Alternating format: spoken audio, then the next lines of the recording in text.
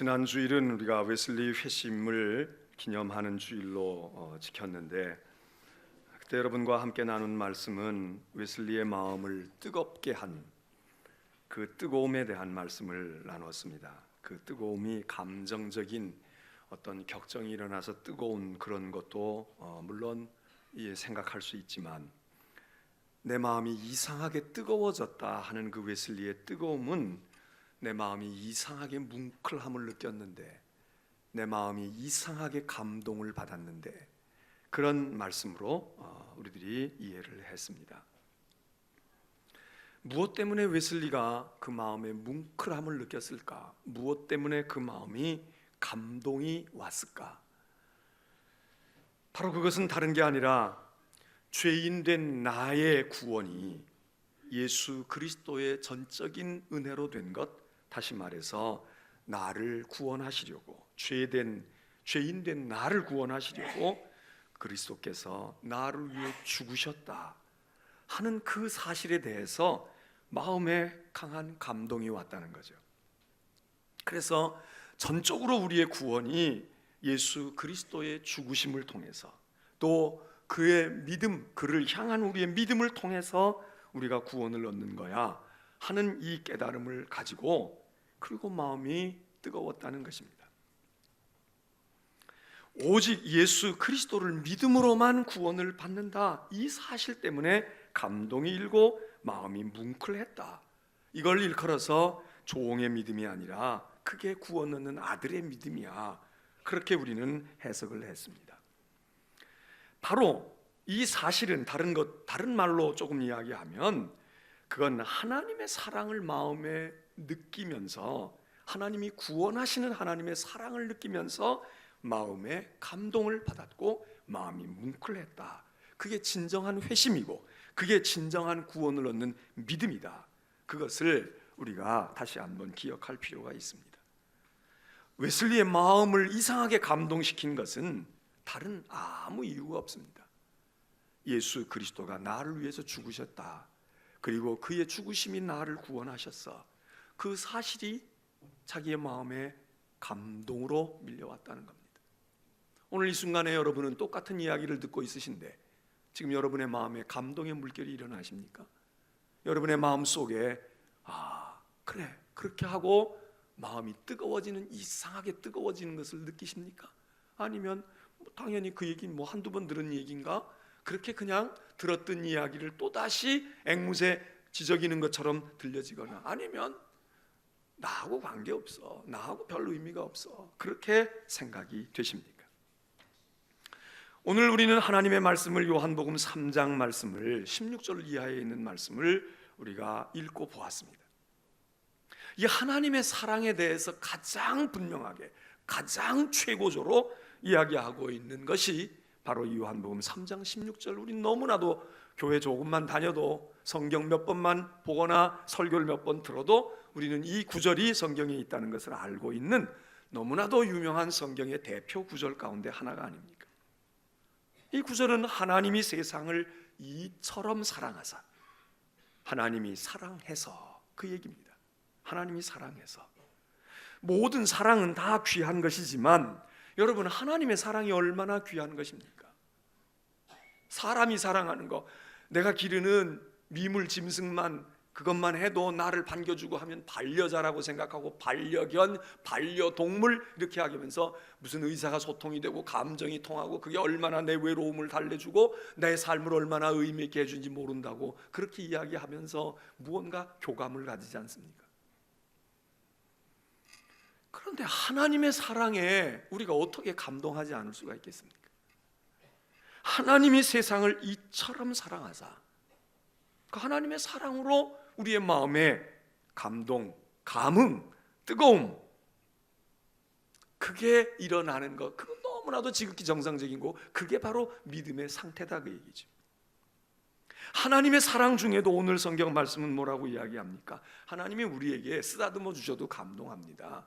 너 나하고 밥 한 끼 같이 먹자, 그래도 감동하게 됩니다. 그런데 하나님께서 우리에게 사랑을 베푸시는데 독생자를 주셨다는 겁니다. 독생자를 주셨다. 그냥 만나서 아이고 줄 거 없는데 내 호주머니에 보니까 이거 하나 있네, 그리고 그냥 소지하고 있던 어떤 것을 주면서 이게 너한테 필요할지 모르지만 그저 기념으로 가져라, 또 내 생각하고 지녀, 그렇게만 해도 얼마나 좋습니까? 여러분이 누군가로부터 받은 선물 가운데서, 누군가가 준 것 가운데서 여러분에게 아주 평생 소장하고 싶은 선물이 무엇입니까? 누가 준 것입니까? 하나님이 별거 아닌 거 주셔도 우리는 그게 너무 소중할 겁니다. 너무 대단할 거예요. 지금 현재는 아무것도 아닌 것이지만 50년, 100년 뒤에 지나서 다른 사람이 아무도 가지지 않은 것, 그거 얼마나 소중하겠습니까? 우리나라에 지금 10원짜리 동전 가운데 처음에 나온 동전이 그렇게 희소의 가치가 있다지 않습니까? 그게 액면가는 10원이지만 10원이 아니라는 거예요. 그런 줄 알았더라면 좀 가지고 있을 걸. 그거 쓴다고 해가지고 무슨 등록금에 보태는 것도 아닌데 우리는 다 그냥 버리고 오히려 옛날 거 가지고 있느니 반짝반짝한 새 돈을 가지고 있잖아요. 반짝반짝 빛나는 새 돈을 가지고 있는데 그건 값어치가 없다는 거야. 1950 몇 년도에 10원짜리 동전이 새로 나왔는데 오늘 집에 가서 한번 여러분 수요일 날 교회 안 나오셔도 되니까 수요일 날 저녁 시간에 저금통 다 뜯어가지고 10원짜리 동전 가운데서 아주 오래된 1900 몇 년도에 나왔나 몰라도 그 몇 년도에 나온 동전이 있으면 그 은행에다 갖다 주지 마시고 그걸 꼭 간직하시길 바랍니다. 별거 아닌 거래도 누군가 훌륭한 사람이 나에게 주었다, 그러면 이건 소중한 가치가 있는데 그 훌륭한 누군가가 자기에게도 훌륭한 것, 자기에게도 소중한 것을 우리에게 넘겨주었다, 얼마나 우리가 감동받을 일입니까? 하나님께서 이 세상의 모든 것들을 우리에게 주시고 우리에게 물질도 주시고 건강도 주시고 해와 달도 주시고 시간도 주시고 주셔요. 다 감동받을 일이지요. 그렇지만 하나님께서 오늘 세상을 이처럼 사랑해서 하나님의 아들을 주셨다. 그것도 많이 있는 아들이 아닌 독생자를 내게 주셨다.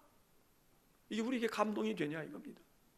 어떤 사람이 집문서만 하나 가지고 와서 이거 별로 시가는 안 나가지만 당신 필요할 때 팔아 쓰든지 가서 살든지, 그리고 집문서 하나라도 여러분 받아보셨습니까? 아마 잊지 못할 것입니다. 우리 교회 건축할 때 집 팔아서 헌금한 분들도 있지요. 감사하고 귀한 일이지요. 그런데 하나님께서 당신에게도 소중한 아들이란 말이죠. 하나밖에 없는 아들, 그 아들을 우리에게 주셨다, 또는 성경에 보내셨다, 세상에 보내셨다, 아들을 주셨다, 이런 동사를 쓰고 있습니다. 하나님의 아들을 받은 우리가 그 아들과 그 하나님에 대해서 감동하고 있느냐 이거예요. 어떻게 저에게 주세요? 이걸 왜 저에게 주세요? 제가 무엇 받을 자격이 있다고 주세요? 우리 그렇게 생각하면서 한편으로는 너무 감동이 일어나고 한편으로는 너무 송구하고, 그리고 이게 정말 긴가민가하는 그런 마음. 더더군다나 그가 우리에게 보내주셔서 우리와 함께 있는 것만도 우리는 송구한데, 그가 오신 이유는, 그가 우리에게 보내신 이유는 그로 하여금 그를 희생시키시고 그를 죽게 해서, 그래서 우리를 살리시려고, 우리를 구원하시려고 하는 그 구원하는 사랑, 십자가에 그를 매다시는 하나님의 사랑. 여러분, 이게 우리에게 감동이 되는 것, 그게 믿음이다. 그 믿음을 가진 사람이 구원을 얻는다 이겁니다.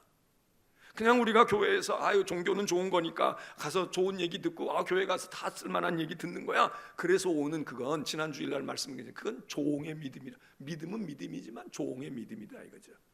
그건 종의 믿음으로 구원을 얻으려면 많은 수행을 해야 되고, 거의 우리는 결론을 내요. 불가능하다는 결론을 내는 거야. 방법은 아들의 믿음을 가지는 건데, 그 아들의 믿음은 성적 잘 받아가지고 내는 게 아니라, 헌금 많이 하고 집 팔아서 바쳤다고 내는 게 아니라, 안 해도 돼, 못 해도 된다고요. 아들의 믿음이 되는데 그 아들의 믿음은 다른 게 아니라 하나님의 아들, 하나님의 외아들을 우리에게 보내주셔서 그로 희생시키시고 그의 생명을 빼앗아서 우리의 생명에 덧입혀 주신 이 하나님의 사랑, 그 사랑을 생각할 때, 그 사랑을 마음속에 다시 되새김질할 때 늘 마음에 감동이 일어나고 감격이 일어날 때 그 사람을 일컬어서 당신은 구원받을 아들의 믿음을 가졌다, 그렇게 얘기하는 것입니다. 오늘 이 설교를 듣고 이 말씀을 듣고 이 요한복음 3장 16절 너무나도 잘 아는 말씀을 우리가 읽고 들으면서, 그래야지, 내가 그거 잊어버리고 있었어. 그럼 여러분, 그런 감동이 오면 여러분은 회심한 분들이에요. 여러분은 그 회심의 믿음을 지금 가지고 있는 거예요.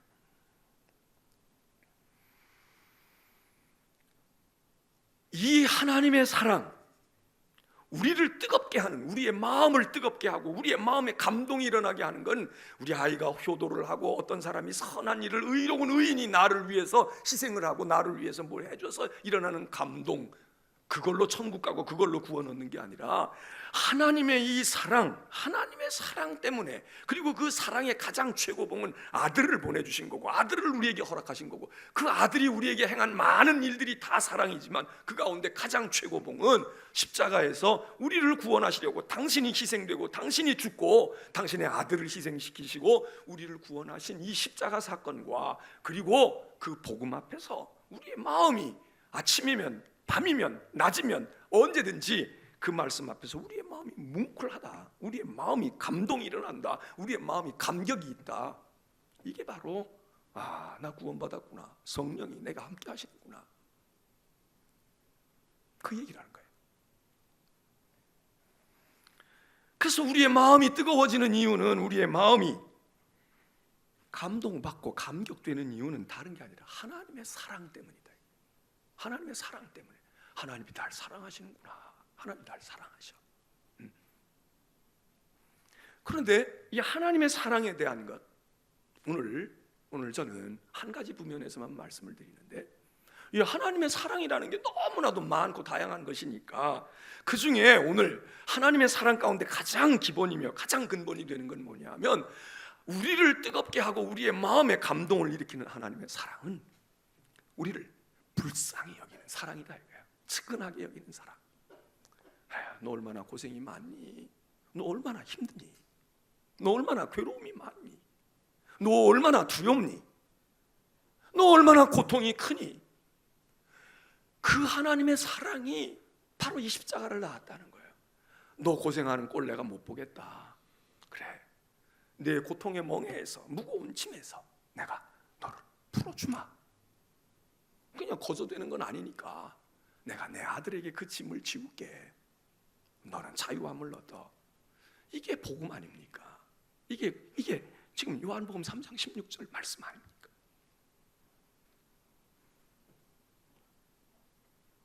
하나님의 사랑이 뭐 위대한 사랑, 놀라운 사랑, 풍성한 사랑 많이 있어요.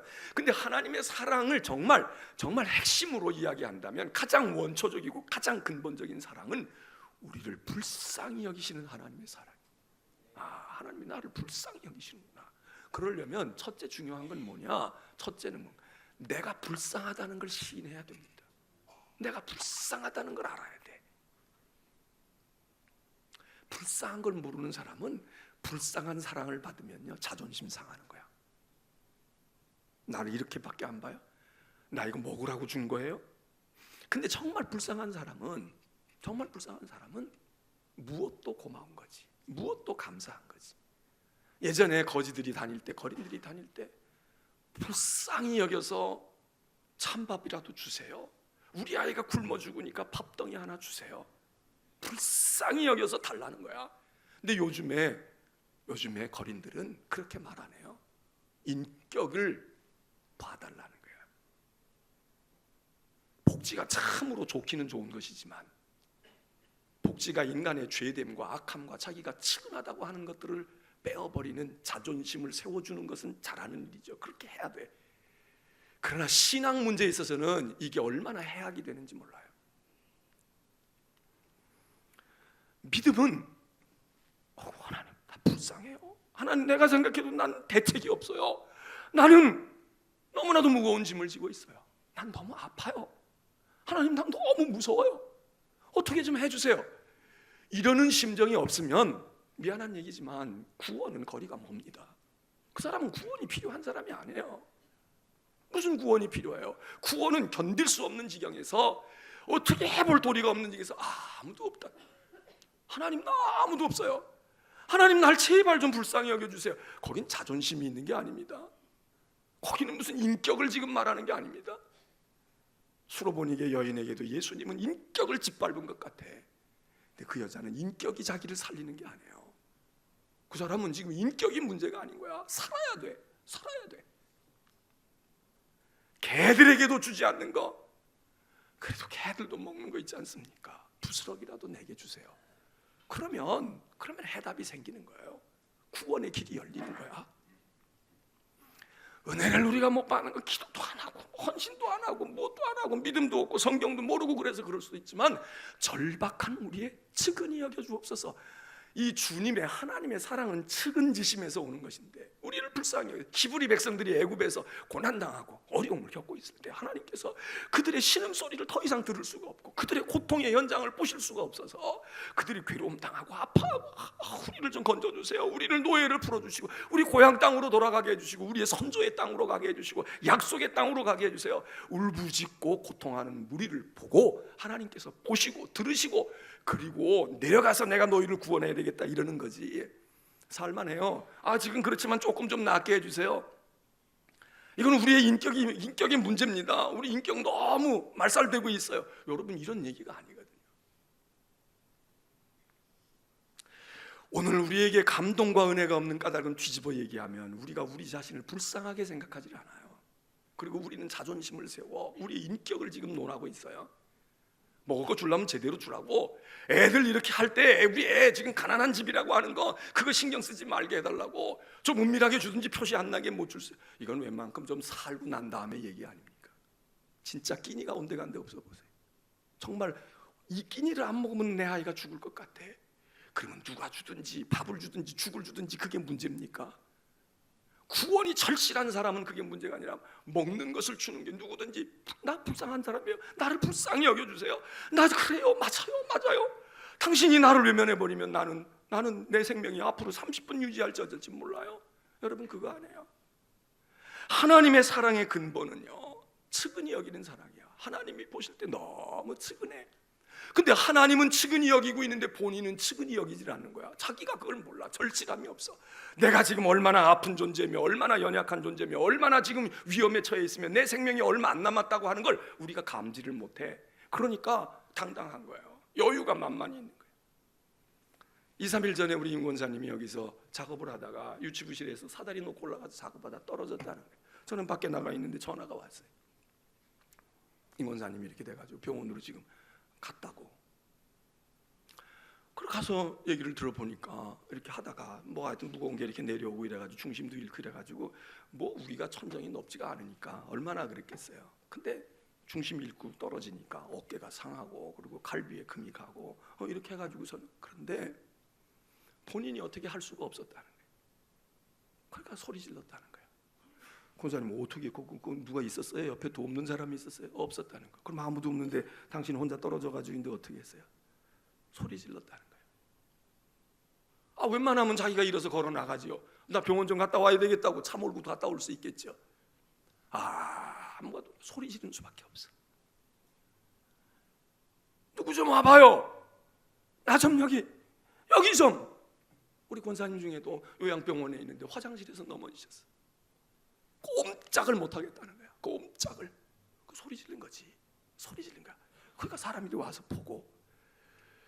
여러분, 구원은 이 사람들에게 필요한 것입니다. 내가 움직일 수 있고 내가 내일 병원에 가야지, 아이고 요거 급한 거 해놓고 가야지, 이 사람은 아직 살만한 사람이에요. 여러분, 우리가 하나님 앞에서 구원을 얻으려고 하면 하나님은 측은히 여기고 우리에게 측은히 여기고 하나님이 주시는 사랑이 싸구려 사랑이 아니에요. 세상 사람은 연민의 정을 가지고 사랑하게 되면 저 사람은 배고프니까 내가 먹다 남은 거 주어도 고마워하겠지 이러고 줄 수 있지만, 우리 하나님은 그렇지 않아. 배부른 자에게는 그래 너 적당히 먹어도 되고 너 배고픈 자인데 좀 좋은 거 줘야지. 하나님의 사랑은 측은히 여기는 자에게 최고의 것을, 더 귀한 것을 주시는 분 아닙니까? 세상은 측은히 여기면 멸시받아서 좋은 거 안 주고 말이야 싸구려 주면서 그냥 생색낼 거야 이런 염려가 있지만, 하나님은 불쌍한 사람에게 가장 좋은 거 주시는 거 아니에요? 그러니까 내가 측은히 여김을 받는다는 것이 그게 불쌍한 게 아니야. 하나님으로 하여금 강력한 사랑을 받게 하는 거야. 근데 우린 그렇게 안 해요. 세상에 닳고 닳아서. 지난 주간에 뉴스 가운데 하나는 알파고라고 하는 인공지능을 장착한 기계가 세상에서 제일 바둑을 잘 두는 커제라고 하는 중국의 챔피언하고 3연전을 치르지 않았습니까? 결과가 어떻게 됐죠? 아셔요? 결과가 어떻게 났냐고. 성패가 3전 연패야. 근데 엊그제 신문 보니까요, 울고 있더라고. 거제가 울고 있는 거야. 여러분, 느끼는 게 없어요? 왜 울까요? 그 사람이 분하고 억울해서. 착잡한 심정이겠죠. 전 그걸 보고요, 아, 그래, 그 사람이 누구예요? 지금 세계 챔피언이야. 최고수야. 바둑도 아니고 오목도 아니에요. 장기도 아니고 오목도 아니야. 바둑의 세계는 수가 무한하다는 거야. 거기에 최정상이에요. 근데 한 번도 아니고 3번. 처음에는 뭐 한 집 반이니 어쩌고 그러더니 마지막에는 불개패. 그러고서는 머리를 감싸고 눈물을 흘리는 걸 기자가 포착을 했어요. 얼마나 속이 그랬을까요? 자기가 인류의 대표이고 챔피언인데 이 기계 앞에서 무력화되어 있는 자기의 모습을 보고 측은한 생각이 안 들까요? 저는 그렇게 해석이 돼. 여러분, 오늘날 인간들이 대단한 것 같고 그러지만 진짜 대가들은 인공지능 앞에서도 자기 한계를 아는 거예요. 그것도 속이 쓰리는데 제 마음을 진짜 후회하고 기분 나쁜 건 뭔 줄 아세요? 너무 자존심 상하는 건 뭔 줄 알아? 그 알파고가 은퇴를 선언했어. 은퇴를 선언했다고. 아니, 그 녀석이 언제 나타났는데? 그동안 두었는데 60몇 전을 두었다는 거야. 이세돌한테만 한 번 지고 한 번 패하고. 그리고 그 얘기 들으니까요, 여러분은 웃었지만 저는 속이 쓰리더라고. 은퇴를 왜 했겠습니까? 이제 더 이상 볼 거 없다 이거야. 바둑판에서는 더 이상 볼 게 없어. 바둑이 묘한 수가 있어서 이게 복잡하다고. 체스, 서양 장기 체스는 벌써 했어요. 벌써 판 끝냈어. 체스에 챔피언하고 붙어가지고 벌써 여러 해 전에 다 깼어. 근데 체스는 수가 단순한데 이 바둑은 복잡하다는 거야. 바둑판에서 더 이상 상대할 게, 이제 두어 보니까 나는 이제 바둑판 떠나 해보니까 다 알았다 이거예요. 그러면 이제 그 은퇴한 알파고가 어디로 가겠습니까? 여러분의 회사로 갈지도 몰라. 여러분의 가정으로 가서 같이 결혼하고 살자고 할지도 몰라. 내가 너를 더 뜨겁게 사랑해 줄 거야. 은퇴를 선언한 거예요.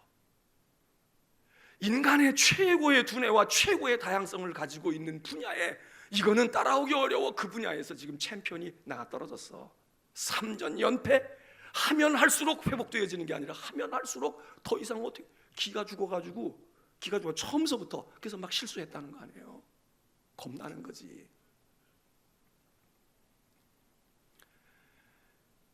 여러분, 기계 앞에서 그 사람은, 나는 내가 해석을 그렇게 해요, 그 사람이 커제가 자기가 불쌍하게 느꼈을 거야. 인간이 뭐냐 이거.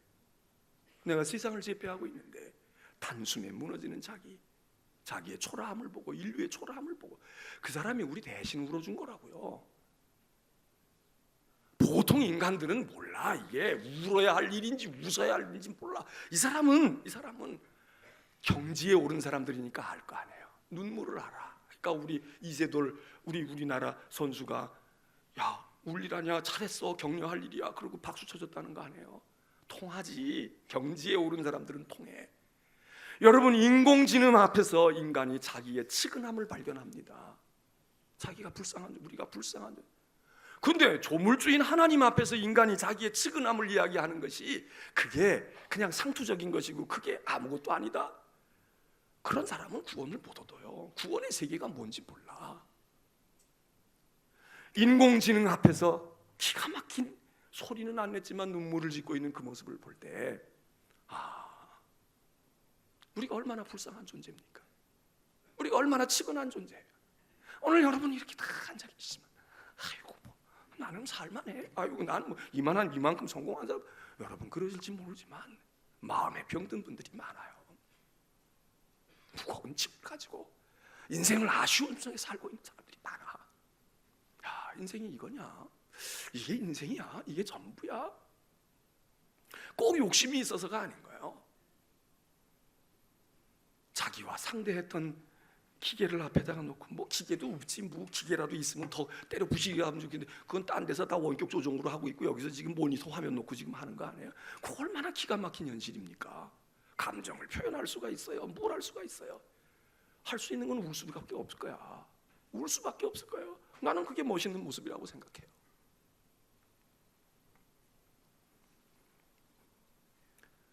하나님 앞에서 자신의 측은함을 보는 사람은 구원의 길이 있어요. 하나님 앞에서 알파고는 우리에게 그렇게 하고 난 떠날 거야. 너희들 더 이상 관계하지 않게 이제 바둑판 잘 놀아봐. 프로라고 한번 해봐. 그리고 상금 걸고 해보라고 바둑판 둘 때마다 인간들이 무슨 생각하겠어요? 상금이 암만 높아져도 우리는 챔피언이 아니야. 우리는 이 바닥에서 이러고 있지만 알파고는 벌써 2017년도에 벌써 우리를 다 평정하고 떠난 지 은퇴된 지 2주년이야 3주년이야. 이거 안 박혀 있을까요? 하나님의 은혜 앞에서 우리들이 우리의 측은함, 하나님이 우리를 측은히 여겨주시는 그 측은함을 우리들이 발견하는 자, 그는 하나님의 구원을 입습니다. 교만하고 뭐가 이게 불인가 물인가 몰라. 커제의 눈물을 아는 사람은 바둑을 알 것이고 바둑에도 그냥 뭐 1단, 2단, 뭐 프로 아마 1, 2단 이게 문제가 아니라 그 바둑을 인생 속에서 바둑을 두고 있는 철학자들이라면 알 거예요. 그렇지. 오늘 성경은 우리에게 너희의 마음이 도대체 무엇 때문에 감동을 받니? 무엇 때문에 뜨거워지고 있니? 무엇 때문에 감격할 수 있는 거야? 별거 아닌 것 가지고는 감격해요. 근데 진짜 대단한 것 가지고는 감격을 못해. 내 인생에 정말 고마운 것에 대해서는 고마운 줄 몰라. 근데 별거 아니고 누가 물 한 잔 준 거 가지고 대단히 철딱선이 없는 애들이지. 누가 아이스크림 하나 사주고 누가 시원한 거 해주고 장난감 하나 사주면 그거 붙들고 그 아저씨 따라가는 아이들. 인생을 그렇게 애들은 그렇게 하다가 철나면 그 짓을 안 해요. 그런데 기성세대가 되어 있는 우리는 평생 그 짓을 한단 말이에요. 아이스크림이 우리에게, 떡이 우리에게, 어떤 사람이 내 사준 돈 봉투 몇 개가 내 인생의 구원자냐고요. 하나님의 사랑은 우리를 측은히 여기시고요, 우리를 측은히 여기는 하나님의 사랑이 기분 나쁜 게 아니에요. 종교가 대등하게 해야지. 제가 대등한 얘기도 할 거예요 앞으로. 하나님의 사랑이 그렇게 맨날 우리를 하수로만 보는 사랑은 아니에요. 그 사랑은 또 따로 있어. 그렇지만 하나님의 사랑의 가장 기본은 우리를 측은히 여기시고, 그러니까 우리가 구도자가 되는 거고 종교 앞에 신앙을 가지는 거지. 안 그러고 행세나 하고 뭐 폼이나 잡으려면 폼 잡을 때가 세상에 얼마나 많아요. 우리 이름 존재감 드러낼 때가 얼마나 많으냐고. 교회 생활에서 존재감 드러내야 돼. 아이고 교회 바닥 작아요. 별거 아니야. 교회에서 인기 얻어봐야, 교회에서 뭐 행세해봐야, 뭐 집사님, 장로님, 목사님 그러면 대단한 것 같지만 그거 별거 아니에요. 세상은 더 큰 판에서 놀고 있어. 그게 우리의 인생을 보장하는 게 아니에요. 하나님 앞에서 우리가 측은한 존재임을 알고 하나님께서 불쌍히 여기시는 그 은혜, 죄인인데 용서해 주세요. 용서밖에 받을 일이 없어. 죄인인데 너 이거 잘못했으니까 고쳐놔?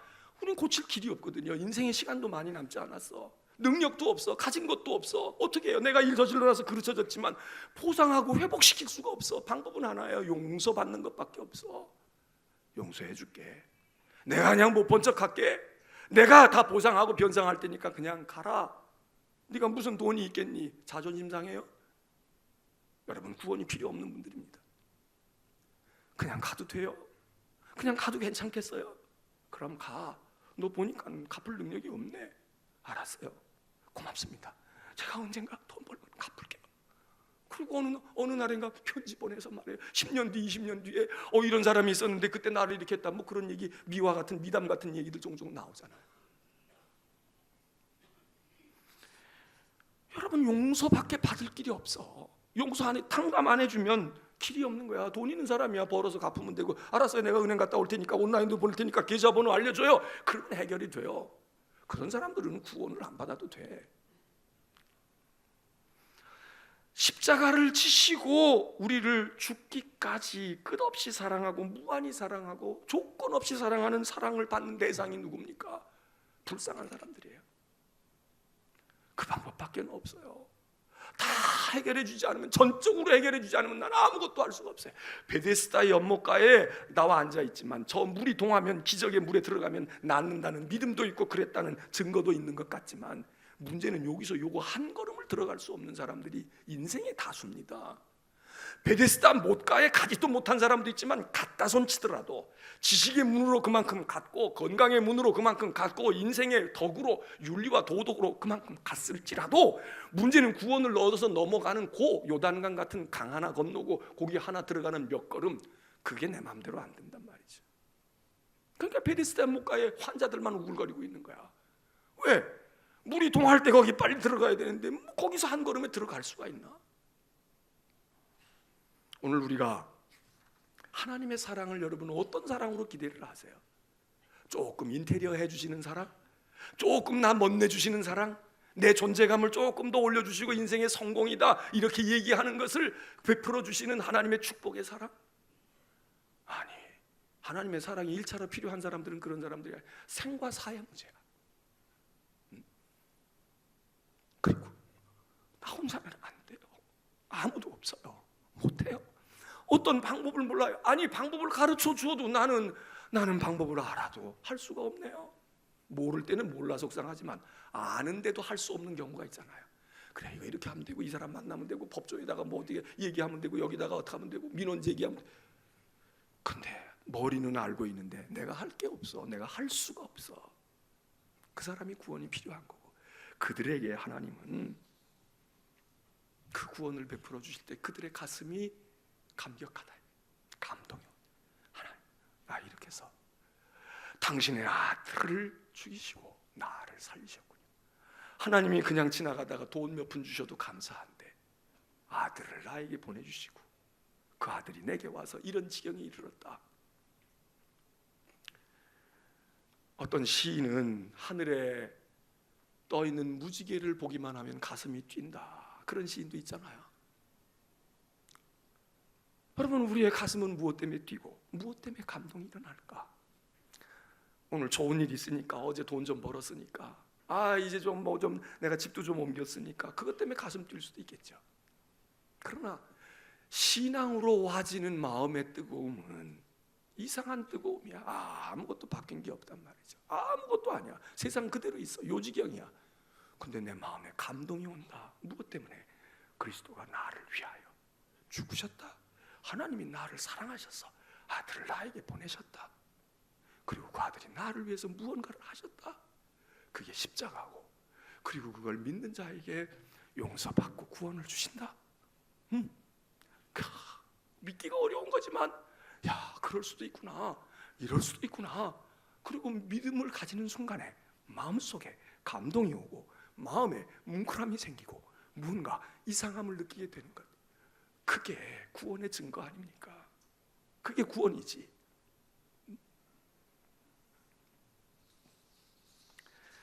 오늘 우리는 지난주일 웨슬리의 마음을 뜨겁게 한 그 뜨거움의 본질은 다른 게 아니라 하나님의 사랑이었다.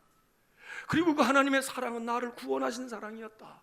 나를 불쌍히 여기고 측은히 여겨서 나를 구원하신 하나님의 사랑이었다. 그거 생각하면, 생각해 보세요. 여러분이 만일에 어디 길을 건너가다가 여러분이 아차하는 순간에 죽을 수밖에 없었어. 그런데 누군가가 나를 밀쳐내고 나는 정신도 모르고 그냥 길바닥에 나가 쓰러지고 보니까 어떤 한 사람이 젊은이가 됐든 여자가 됐든 남자가 됐든 그 자리에서 죽었단 말이에요. 피가 흥건히 고여있고 일면식도 없는 사람이고 나하고 아무 관계도 없는데, 그러면 여러분 그 길을 지나갈 때마다 그 생각이 안 날까요? 그게 만일 5월 28일 오늘 그런 일이 있다면 여러분 5월 28일 날 되면 그 사람의 무덤이나 그 사람의 납골 땅에 가보지 않겠습니까? 또 마음속에 기억이라도, 그리고 생각할 때마다 내가 살 게 아니고 그 사람이 살 건데, 그 사람이 살았으면 그 사람 대학생이라는데, 그 사람 잘 나가는 회사의 회사원이었다는데, 그 사람 지금 막 시험에 패스해가지고 지금 말이지 축하받으려고 했다는 사람인데, 마음속에 무언가가 찡하지 않겠어요? 만일 그가 남겨놓은 어린아이가 있다고 할 것 같으면 그 아이들을 어떻게 우리가 잊어버리고 살아요? 네 아빠가 죽었는데 내가 힘껏 너 돕리, 내가 너 갈 데 없으면 내가 네 아빠야. 여러분 그러지 않겠습니까? 그 자식을 볼 때마다, 그 아이가 커가는 거 볼 때마다 어떻게 그 죽은 그 애의 아버지가 우리의 마음속에 지워질 수가 있겠어요? 우린 이걸 은혜라고 말해. 은혜. 지극히 여기는 하나님의 사랑을 우리는 불쌍해서 동정받은 그 차원이 아니야. 은혜로구나. 은혜로구나.